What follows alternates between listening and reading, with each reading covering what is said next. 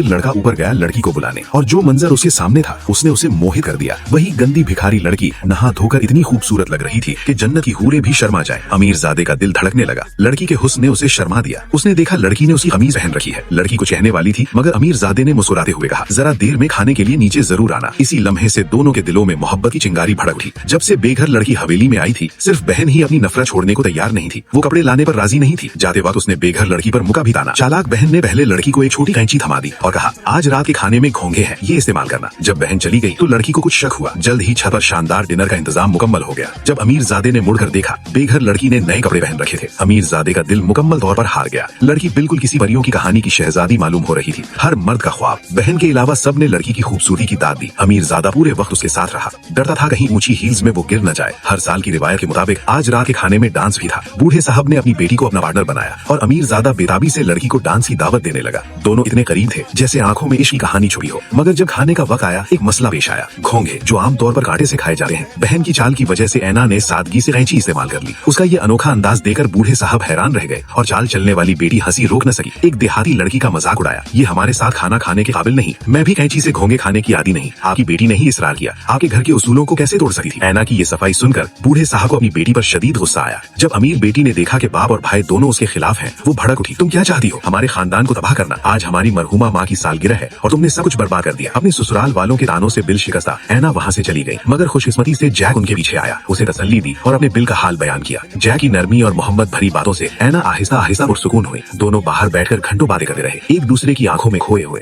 मैंने सुबह कैसे नहीं देखा कि वो कितनी खूबसूरत थी। जल्द ही वो उस जगह वापस आए जहाँ उनकी पहली मुलाकात हुई। जब जैक ने अपने दिल का इजहार करना चाहा तो ऐना ने इनकार कर दिया। उसे लगा था दोनों की दुनिया मुख्तलिफ है। मगर जैक अपनी बात पर कायम रहा। मैं एक बेमकसद बूढ़ा आदमी था जब तक तुमसे नहीं मिला। तुमने मुझे जिंदगी का मतलब सिखाया। और बूढ़े साहब की रजामंदी के बाद ऐना हवेली की आइंदा मालिकिन बनकर वापस आई और अमीर बेटी को सजा के तौर पर खाना पकाना पड़ा। आखिरकार उसे एहसास हुआ पैसा कभी किसी की अजमत का मयार नहीं। असली दौलत अंदरूनी अखलाक और तहजीब।